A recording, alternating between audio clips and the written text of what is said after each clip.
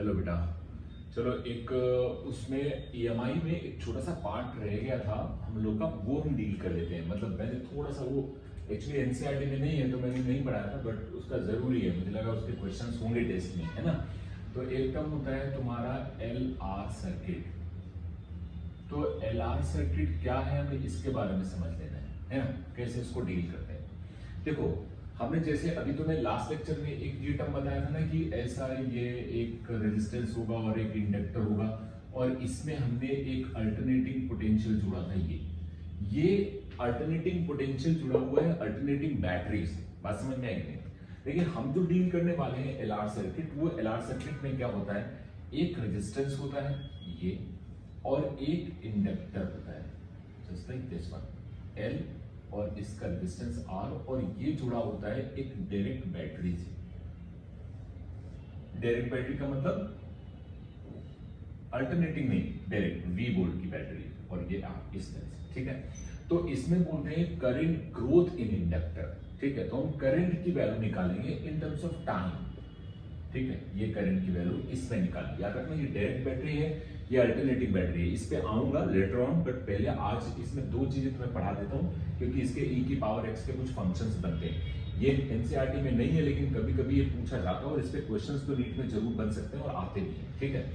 तो अगर हम देखें इसमें आई करंट जा रही है, तो यहाँ पे आई करंट ऐसे जाएगी, यहाँ आई जाएगी, तो यहाँ पे एक बैटरी बन जाती है। अगर तुम्हें याद हो L D I by D T inductor के अंदर हमने बोला था, क्या समझ आ रहा है। तो इसमें जब करंट बढ़ रही होगी तो इसमें जो बैटरी बनेगी वो कुछ इस तरह से बनती है।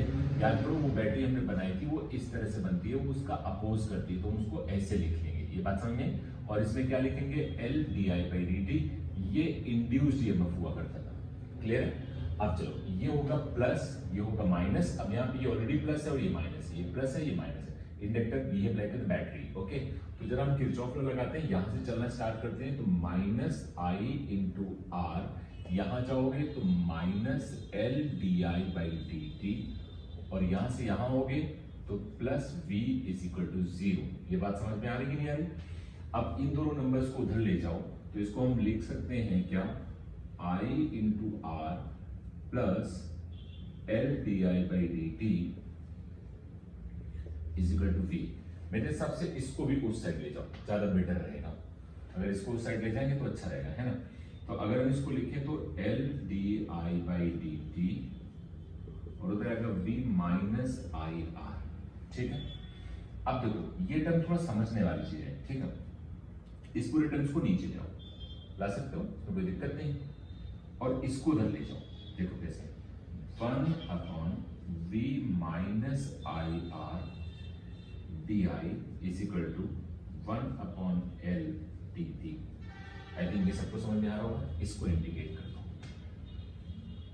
चूंकि करंट इसमें बढ़ रही है इसलिए D I by D T positive होगा। ये बात समझ में आएगी नहीं? तो यहां जीरो पे करंट कितनी थी, जीरो। एक जनरल टाइम टी पे करंट को मैंने मान लिया आई। इसका इंडिकेशन मैंने सबको पढ़ाया है, तो इसमें कोई कंफ्यूजन वाली बात ही नहीं है। इंडिकेट करेंगे तो ये आएगा minus 1 by R L N of V minus I R. ये मैंने सब पढ़ाया है, ठीक है। तो इसमें कोई कंफ्यूजन का चांस नहीं रहना चाहिए।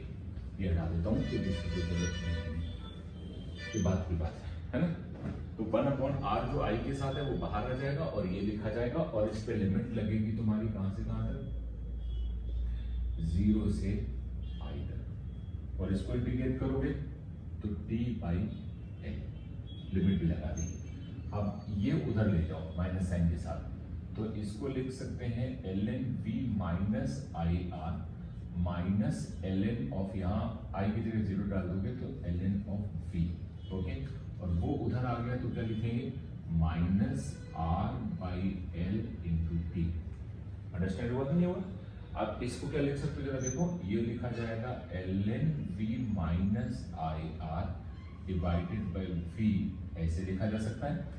और ये क्वांटिटी होगी minus R by L into T, इसको e की पावर में चढ़ाओ तो v minus I into R divided by V is equal to e की power minus R L T. ये लिखा जा सकता है। v को उधर ले जाओ, ये सब हम कैलकुलेशन एक बार कर चुके हैं, I into R is equal to V E की power minus R by L T. इसको उस साइड ले जाओ और उसको इधर ले आओ तो लिख सकते हैं v माइनस वी ई की पावर माइनस, यहाँ पे लिखेंगे r by L into T और उधर आ जाएगा i इंटू आर।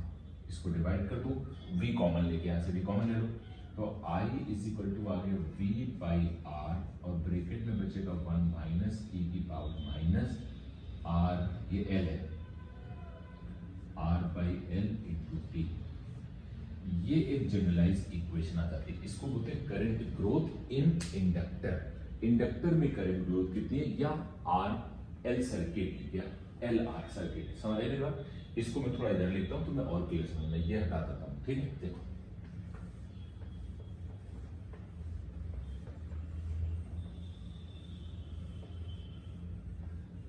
ये छोटा सा पार्ट रह गया था क्योंकि क्वेश्चंस होते हैं, इसलिए मैं थोड़ा इसको करा देना जरूरी है ना। तो अब जरा तुम देखो तो I इज इक्वल टू तुम्हारा आ गया V by R 1 minus e की power minus r by L into T. इसको थोड़ा और सिंप्लीफाई करते हैं। देखो V बाई आर तो ये लिखा ही है 1 माइनस e की पावर माइनस टी और इसको नीचे ले आते हैं तो ये लिखा हुआ है L बाई आर। आर को नीचे ला सकते हो तो ऊपर जाएगा, वही बात है ना। तो इसको लिख सकते हैं I is equal to V by R और यहाँ 1 माइनस ई की power minus T upon tau. अब यहाँ टाउ इज इक्वल टू है L बाई आर और ये नंबर जो है वो है टाइम कांस्टेंट। याद आया कुछ, समझ आया? ये इक्वेशन है जनरलाइज। अब हम थोड़ी बातें और करेंगे, इधर से देखो जरा, इसके बारे में थोड़ा देखेंगे। तो टाइम कांस्टेंट हो गया, 1 टाइम कांस्टेंट, 2 टाइम कांस्टेंट, याद आ रहा होगा हमने ऐसा ही एलसी सर्किट में किया, सॉरी आरसी सर्किट में किया था, याद आया? कैपेसिटर और रेजिस्टेंस को लगा के चार्जिंग ऑफ कैपेसिटर और डिस्चार्जिंग ऑफ कैपेसिटर में किया था। आई थिंक वो क्लियर तुम्हें समझ आ रहा हो। इसको बोलते हैं करंट ग्रोथ, टाइम के रिस्पेक्ट में करंट बढ़ती जा रही है। अच्छा, अगर मैं t इज इक्वल टू 0 रखूंगा इस इक्वेशन में, जरा देखना, t इज इक्वल टू 0 रखो तो I इनिशियल आएगा उस समय का और वो हो जाएगा v by R 1 minus E की power minus 0 divided by tau. तो ये हो गया e की पावर 0, तो ये हो गया 1। समझ आ रही मेरी बात? ये कितना हो गया 1 माइनस 1 0, यानी current is equal to what 0। यानी इनिशियली अगर हम देखें t इज इक्वल टू 0 पे तो इंडक्टर उस सर्किट को ओपन कर देगा और इनिशियली कोई करंट फ्लो नहीं करेगी। बट फाइनली देखो जरा, अगर मैं t is equal to infinity पे बात करता हूं तो I इज इक्वल टू हो जाएगा v by R bracket over 1 minus e की power minus infinity divided by tau. अब इंफिनिटी में कोई डिवाइड हो तो भी वो इंफिनिटी रहेगा, तो इसको लिख सकते हैं v बाई आर और यहाँ लिख सकते हैं 1 माइनस ई की पावर माइनस इंफिनिटी। इसको लिख सकते हैं v by R bracket over 1 minus और इसको लिखा जा सकता है 1 अपॉन ई की पावर इंफिनिटी। ई की power infinity is also infinity, that means v by R bracket over 1 minus 1 upon infinity. E की पावर इंफिनिटी इज इंफिनिटी, या 2 पॉइंट समथिंग के ऊपर तो इंफिनिटी रखोगे तो इंफिनिटी तो आएगा, तो ये नंबर हो गया 0, दैट मीन्स फाइनल आंसर आ गया v बाई आर। तो जो final current I I is equal to v by R. इसका मतलब ये हुआ कि जब बहुत टाइम बाद देखा जाता है तो inductor behave like a wire. Inductor कैसा बिहेव करेगा? वायर की तरह। ये बहुत जरूरी बातें हैं, इसलिए इनको सबको याद रखना है आपको। लॉन्ग टाइम में इंडक्टर कैसा एक वायर बन जाता है और फिर इतनी करंट सर्किट में फ्लो करती है। ये बहुत क्लियर होना चाहिए। और इसको अगर और अच्छे से लिखा जाए तो तुम मुझे बताओ, एक और चीज लिख सकते हो, इस चीज को हम लिख सकते हैं, ये वाला जो टर्म है ये लिखा जा सकता है I is equal to I naught यहाँ पे, और इसको लिख सकते हैं 1 माइनस ई की power minus T upon tau. Tau मतलब L बाई आर, ये टाइम कांस्टेंट।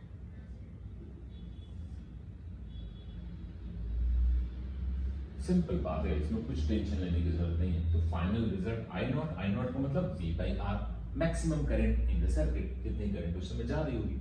फाइनल इतनी करंट उसमें जाएगी। तो इंडक्टर कैसा बिहेव करता है, एक वायर की तरह, लॉन्ग टाइम के बाद एक वायर बिहेव करेगा। तो इसमें कोई दिक्कत वाली बात नहीं होनी चाहिए, बहुत क्लियर कट समझ में आना चाहिए आपको। पक्का, कोई डाउट तो नहीं है। टाइम कांस्टेंट निकालने का तरीका वही है जो हम लोग पहले कर चुके थे।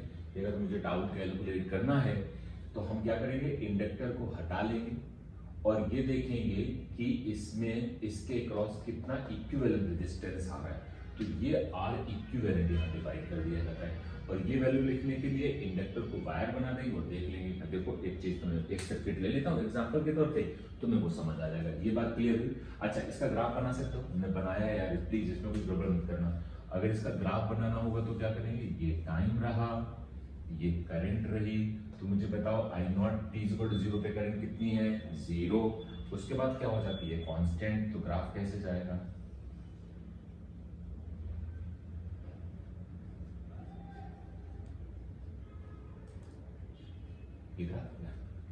इसमें कुछ ज्यादा जरूरत नहीं है। क्लियर हुआ, समझ में आया। और देखो एक और चीज इसमें कहना चाहता हूँ कि एग्जांपल लेना चाहता हूँ ताकि तुम्हें थोड़ा समझ आए कि इसमें किस तरह से चीजें निकाली जा सकती हैं।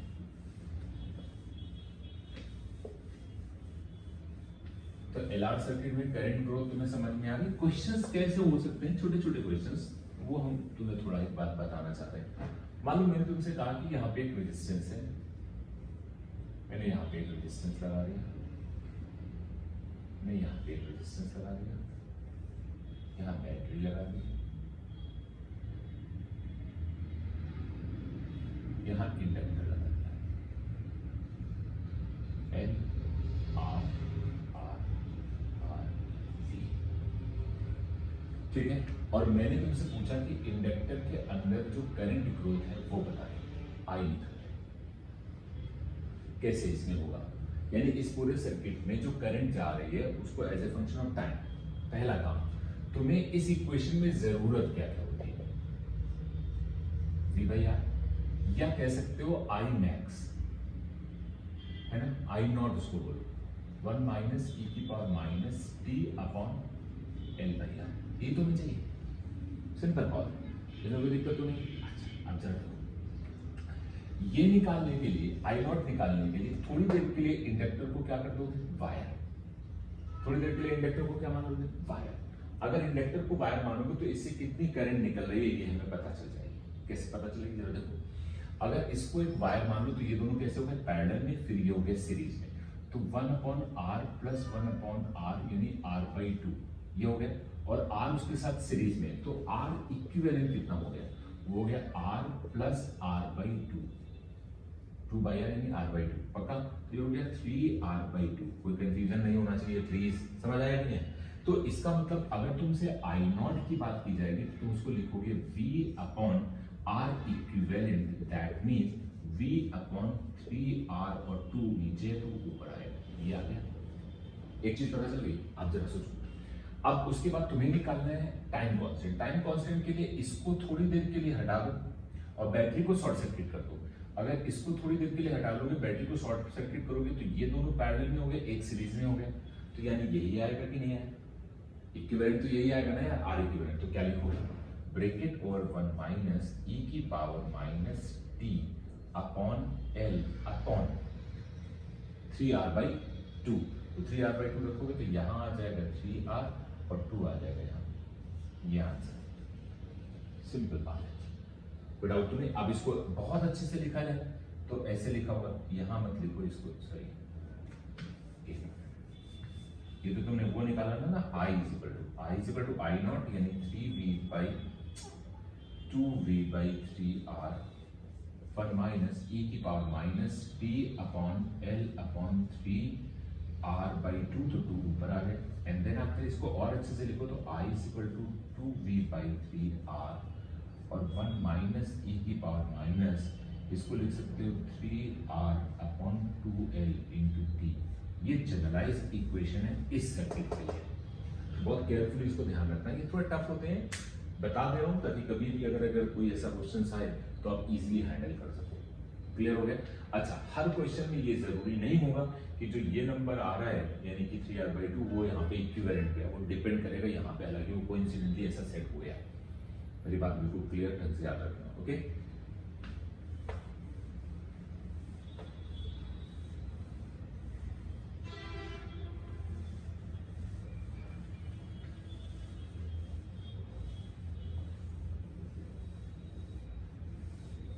अब इसी में करंट डी के, ये तो मैं समझ आ गया कि भाई ये चीज ऐसे होती है। एक और बात आती है, उसको भी जरा समझो। ये करंट गेन इन इंडक्टर है। अब करंट डी के इन इंडक्टर कैसे निकालेंगे, या करंट कैसे कम होगी। एलआर सर्किट अभी भी डील करना है, लेकिन अब मान लो मैंने एक इंडक्टर को चार्ज किया और L D I by D T ये उसकी पोटेंशियल है, और इससे जोड़ दिया एक रेजिस्टेंस आर, बैटरी हटा दी। तो ये क्या लिखा होता है, इसको बोलते हैं करंट डीके। अब जरा सोचो, यहां पे ये पॉजिटिव था, ये नेगेटिव था, जब बैटरी बनी थी, ये बात समझ में, तो करंट ऐसे जाना फ्लो करेगी, आएगी, समझ आ रहा है। तो ये क्या होगा, प्लस, ये होगा माइनस, ये होगा प्लस, ये होगा माइनस। इतना समझ में आ रहा है कि नहीं आ रहा है।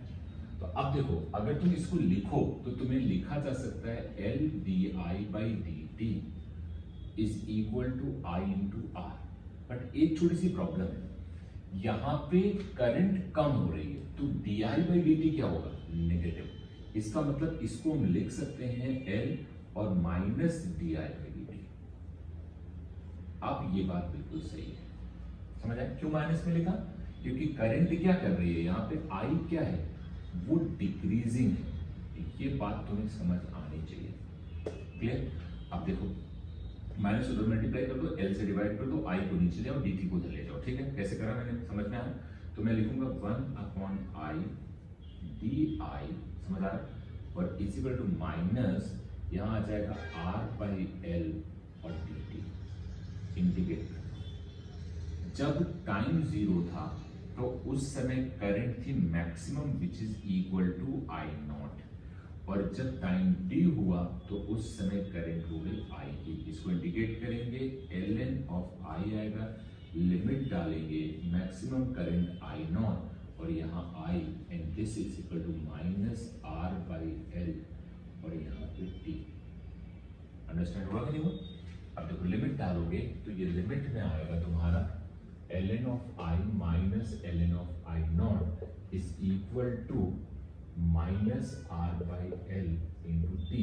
इसको लिखोगे तो ये हो जाएगा ln of I by I naught is equal to minus R by L into T, यानी कि I is equal to I naught, है ना। इसको अगर ln पे ले जाएंगे तो समझ आया, e की जगह, तो I naught e की पावर माइनस, ये करंट डी के लिखा हुआ है, और I is equal to I naught E की power minus T divided by L by R. ये है करंट डीकेड। और एक बात उसमें भी याद रखना, जो हमने पहला वाला केस किया था ना, वो वाले केस में I is equal to I naught 1 minus E की power minus T upon L by R. इसमें वही सारी कहानी है कि वन टाइम कांस्टेंट में, वो सब मैं रिपीट नहीं कर रहा हूं यार, समझ रहे हो ना। वन टाइम कांस्टेंट में जो करंट गेन होगा वो कितना होगा, 63%। ये सब पहले हम कर चुके हैं यार। एक टाइम कांस्टेंट का मतलब क्या होगा, वन टाइम कांस्टेंट को T upon T is equal to L by R, please, है ना। दूसरे टाइम कांस्टेंट में 86%। तो सिमिलर लॉजिक वही लगेगा एकदम, जिसमें कोई भी दिक्कत किसी को होनी नहीं चाहिए, तो बहुत केयरफुल रहना इसमें। अच्छा, अगर टाइम को 0 कर दोगे तो करंट आई नॉट है, आई नॉट कितना होता है, वी बाई आर, जिससे चार्ज किया गया होगा। क्लियर समझ में आ रहा है। इसका ग्राफ बनाना है तो इसका ग्राफ कैसे बनाओगे, यहाँ पे है टाइम, यहाँ पे है करंट। अब बताओ t इक्वल टू 0 पे करंट कितनी है, आई नॉट, उसके बाद डिक्रीज होकर क्या हो जाती है 0, इनफिनिट टाइम पे 0, और यहाँ करंट डिकेड है। सिंपल लॉजिक, एकदम बढ़िया। समझ आ रहा है कि नहीं आ रहा है। तो ऐसे डील कर सकते हैं, क्वेश्चंस बहुत सारे बन सकते हैं।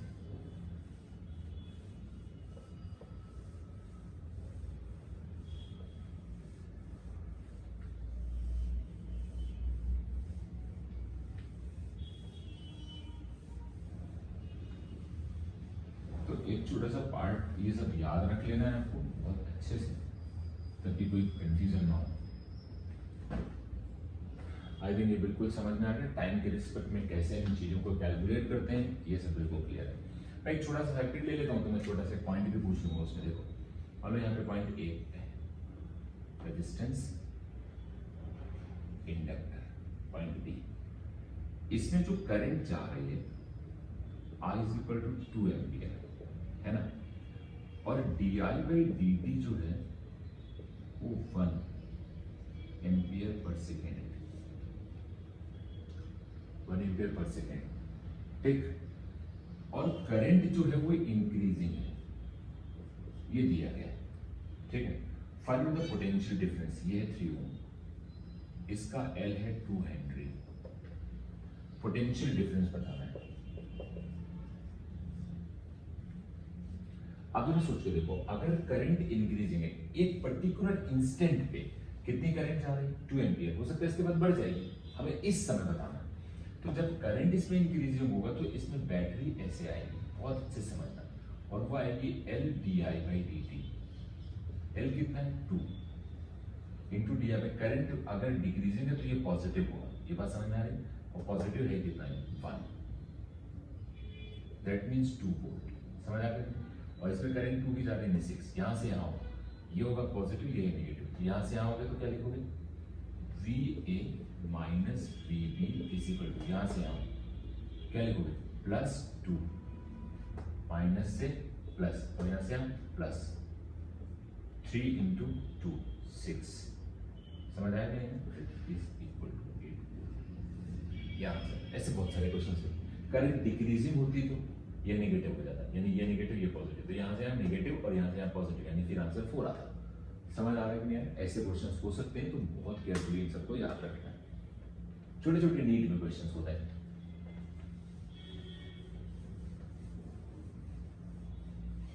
टाइम कांस्टेंट निकालना, ये सब वैल्यू कैलकुलेट करना, सब अच्छी चीजें, थोड़ा बात ध्यान रखो तो मजा आएगी।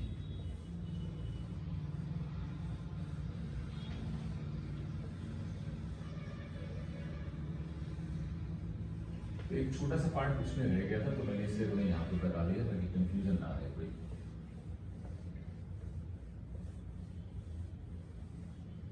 बहुत सारे क्वेश्चंस पॉसिबल होते हैं इस करंट डीके पे और इन सब पे, बहुत ढंग से इस चीजों को याद रखते हैं। ओके, तो ये उस पार्ट में तुम्हारा हो गया।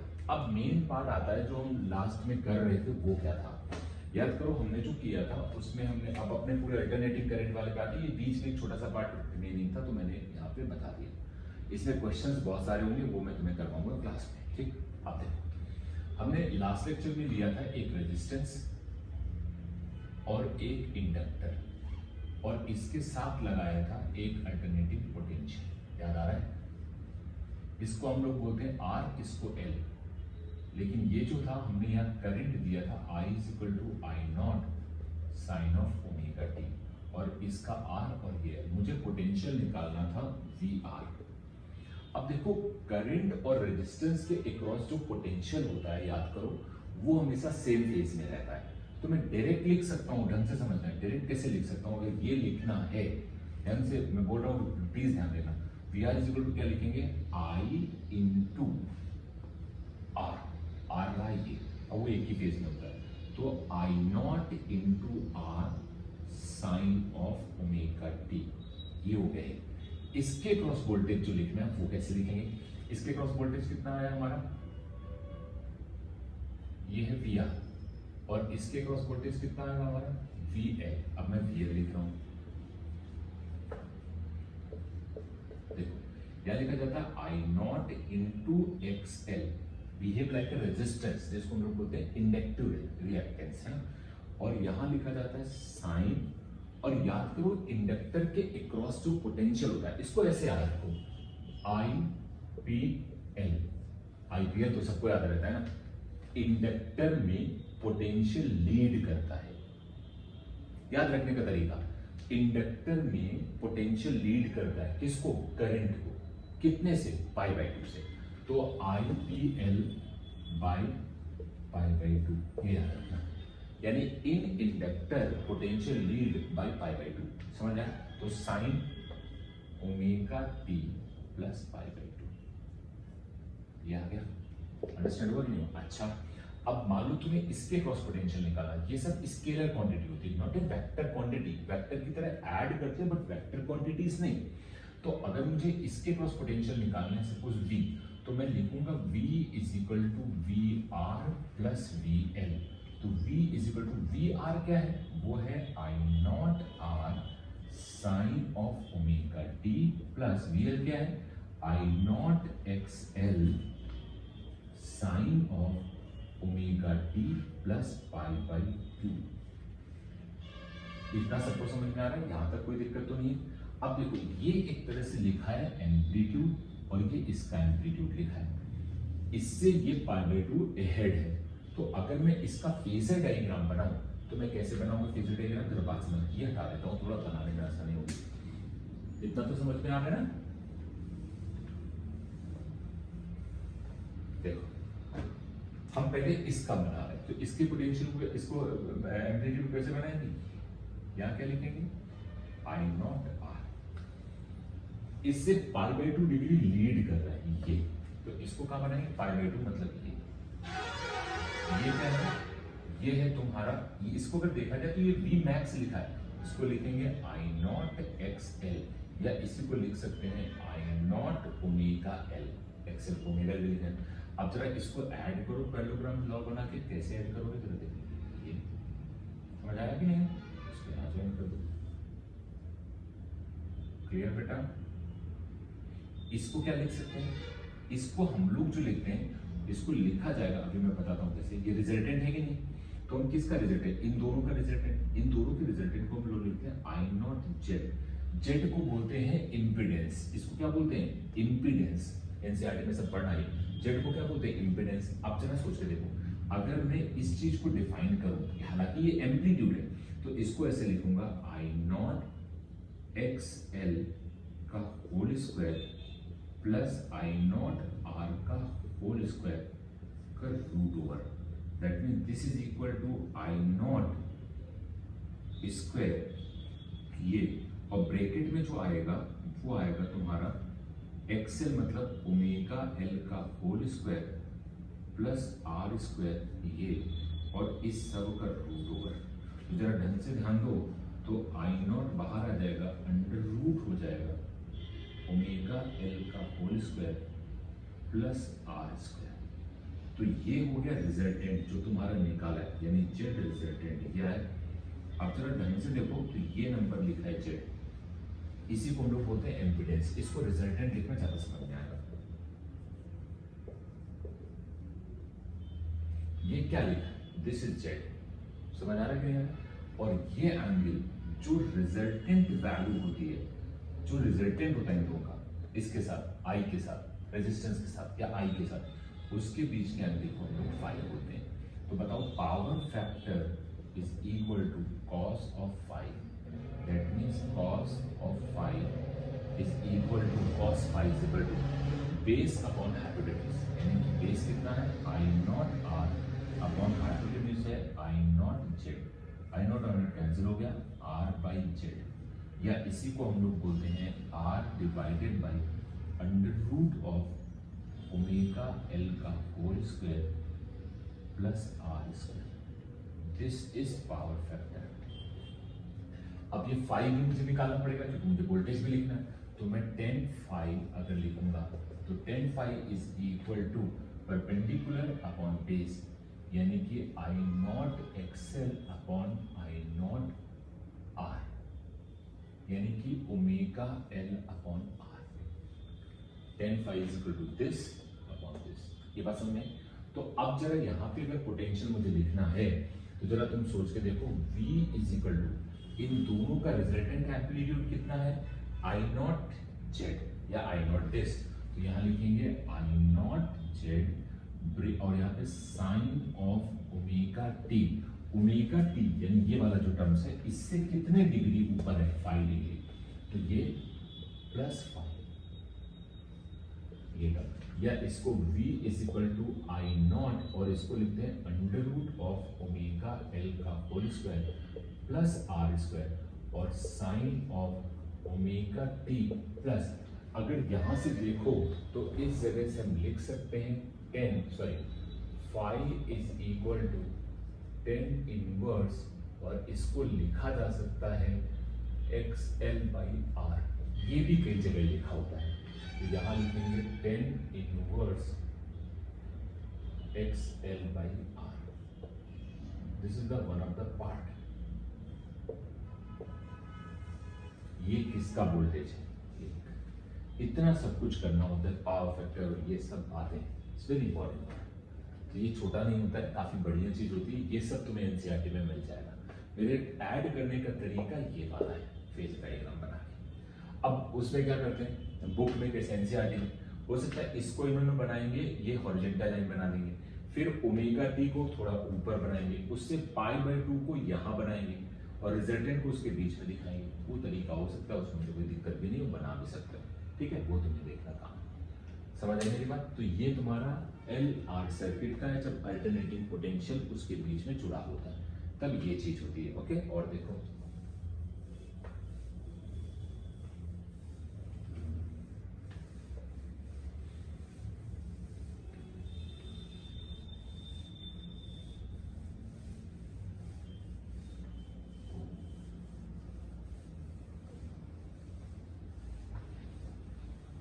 मान लो अगर हम एक, चूंकि दो के फॉर्मेट होते हैं, अगर हम इसके साथ रेजिस्टेंस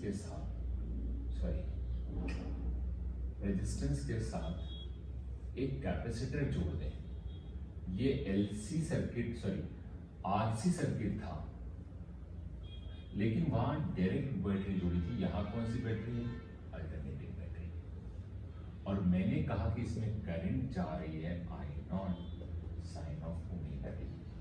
तो जरा अगर मैं वी आर लिखूंगा, पोटेंशियल अक्रॉस द रेजिस्टेंस, तो मैं क्या लिखूंगा, प्लीज गड़बड़ मत करना, I naught R sine of omega T. और अगर मैं वीसी लिखूंगा, पोटेंशियल अक्रॉस कैपेसिटर, तो मैं क्या लिखूंगा जरा बताना, I naught into X C sine of omega T minus pi by 2, क्योंकि in capacitor potential lag behind to current in pi by 2 या बाई पाई बाई 2। बात समझ में आ रही कि नहीं आ रही? तो यहाँ पे ये लिखा जाएगा, समझ आया? तो अब अगर मैं कहूं कि वोल्टेज निकालना है इसके क्रॉस, तो मैं कहूंगा V R plus V C, तो इसको क्या लिखोगे, this is equal to I naught R sine of omega T plus I naught into X C. X C का मतलब 1 ओमेगा सी होता है, बट हम इसको अभी फिलहाल एक्सी लिखते हैं, और sine of omega T minus pi by 2। इसको अगर फेजर डायग्राम से ऐड करना हो तो कैसे ऐड करेंगे, पहले हम बनाएंगे यहाँ पे आई नॉट आर, एक उधर बनाता हूं, ये सब समझ में आना चाहिए, बहुत अच्छा।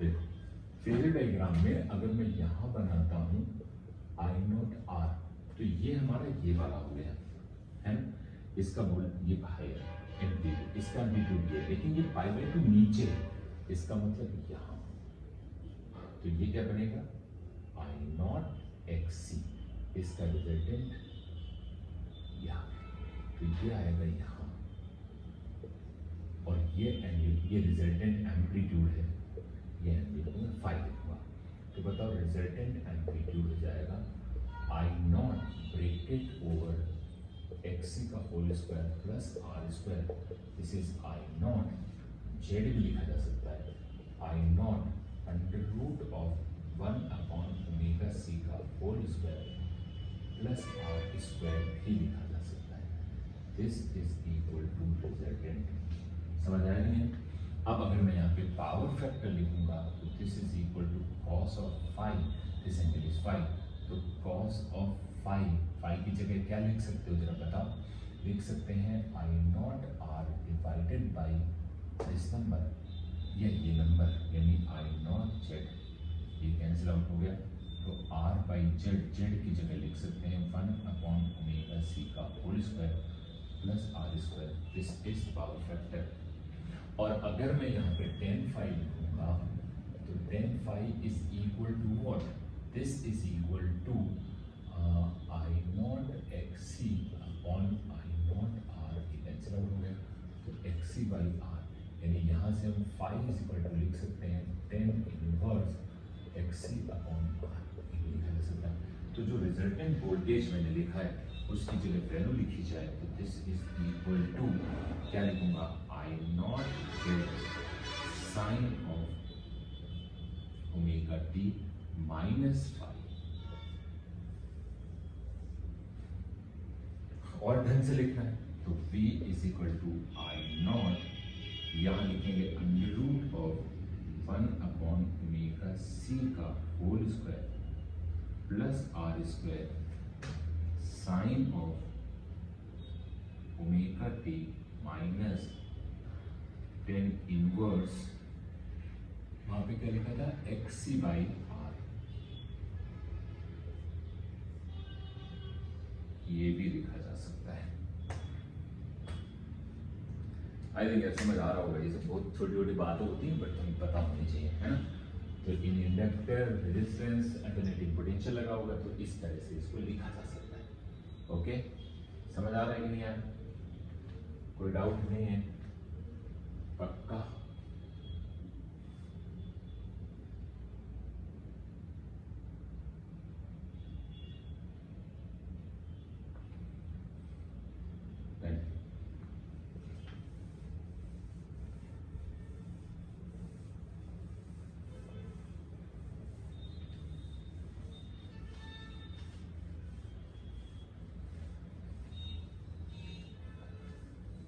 अच्छा तुम एक चीज मुझे सोच के बताना, मैं एक चीज थोड़ी सी बना रहा हूँ, तो मुझे बताना था ये लिखा जा सकता है।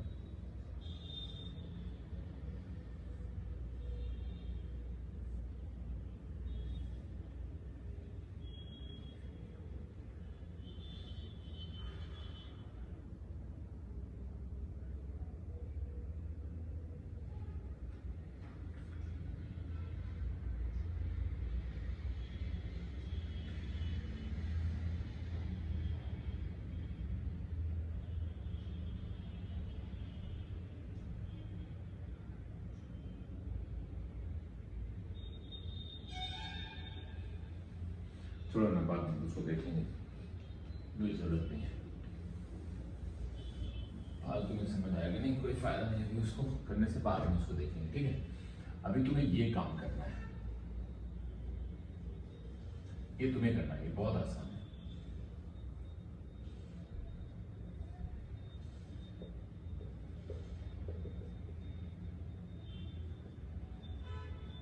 एक ये करना है, इसमें क्या निकालना है, VC, VL और ये V, ये भी फाइंड करना है, ठीक है।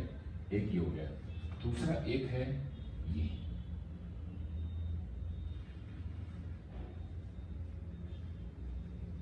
ये बढ़िया होगा, इसको मैं नेक्स्ट लेक्चर में कराऊंगा। RCL करंट जा रही है IP, आई नॉट साइन ओमेगा टी, आपको निकालना है VR, VC, VL और इसका खुद का V, ये चार चीजें, and power factor, so on, बहुत सारी चीजें निकालनी है। आई थिंक ये क्लियर समझ में आ रहा होगा। ये पार्ट मैं तुम्हारा टेस्ट में ये पार्ट नहीं पूछूंगा, बट ये सब पूछ सकता हूँ। LCR सर्किट नहीं पूछूंगा, तीनों वो चलेगा, उतना मुझे जरूरत भी नहीं है। हाँ सर्किट बना हो सकता है, ये चीजें मैं निकाल सकता हूँ मैं, चलो एक काम कर देता हूँ, थोड़ा मैं कर देता हूँ, तुम लोग नालायक हो, फिर टेस्ट में अगर कुछ चीज आएगा तो फिर तुम चिल्लाओगे कि नहीं ये तो बताया नहीं है ना, थोड़ा सा मैं तुम्हें आइडिया दे देता हूँ।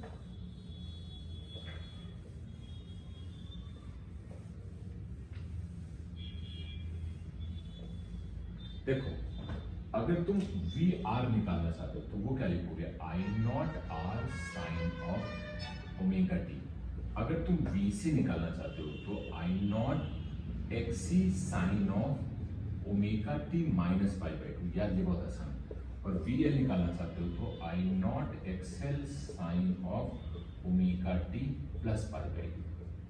और अगर वी निकालना चाहते हो तो वो होगा V R plus V C plus V L, तीनों का एडिशन। और तीनों का एडिशन अगर देखा जाए तो आप लिखोगे I naught R sine of omega T plus I naught X C sine of omega T minus pi by two plus I naught X L sine of omega T plus pi by two. इन तीनों को अगर मैं एक ही frame में बनाऊं तो किस तरह का बनेगा, ये बात मैं तुम्हें थोड़ा मैं ही बता देता हूँ, क्योंकि टेस्ट में थोड़ा बहुत पार्ट होगा तो तुम चिल्लाओगे नहीं, है ना। देखो, अगर इसका फेजर डायग्राम बनाएगा तो सबसे पहले इसको बनाएंगे। ये क्या लिखा है, ये लिखा है I naught are, please understand करना। अब इससे पाई बाई टू आगे है, ये देखो पाई बाई टू इससे, तो उसको बनाएंगे यहाँ पे, समझ आएगी दिस वन।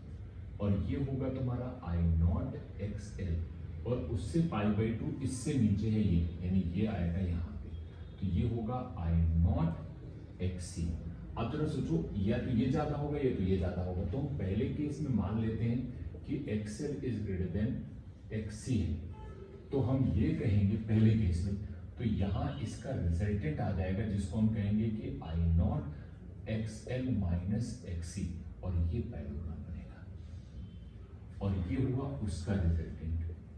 और इस रिजल्टेंट को अगर लिखा जाए तो अंडर रूट ऑफ, समझना आई नॉट आ जाएगा बाहर, है ना, और यहाँ आएगा एक्सएल माइनस एक्सी का whole square plus R square. इसको हम लोग लिख सकते हैं आई नॉट जेड डी, जिसे इम्पीडेंस, समझ आया कि नहीं। अब ये एंगल होगा फाई, और अगर तुम टेन फाई लिखना चाहते हो तो वो होगा तुम्हारा X L minus X C divided by R. और अगर तुम पावर फैक्टर लिखना चाहते हो तो दिस इज कॉस फाई, और which is equal to cos phi is equal to base upon hypotenuse, यानी R upon X L minus X C. ये दो टर्म भी तुम्हें याद रखने हैं, बहुत कुछ मैंने लिख दिया है ना। और अगर अब इसको लिखना चाहते हो तो v is equal to I not under root of XL minus XC का whole square plus R square sine of omega T plus phi. और भयानक लिखना चाहते हो तो फाई को हटा दो, यहां पे लिख सकते हो टेन इनवर्स, और वो लिखा होगा X L minus X C by R. ये भयानक सी इक्वेशन जो है वो इसके क्रॉस वोल्टेज की इक्वेशन है, कर दिया है, बाकी तुम्हें समझना है। एक टर्म और आता है जिसको हम लोग बोलते हैं रेजोनेंस। रेजोनेंस के लिए ध्यान रखना, रेजोनेंस के लिए बराबर होना चाहिए X C is equal to X L. ये रेजोनेंस के लिए होता है, हाई फ्रीक्वेंसी। इसकी बातें नेक्स्ट लेक्चर में होगी, ठीक है। आज इतने रखते हैं, बाकी कल, ठीक है, चलो।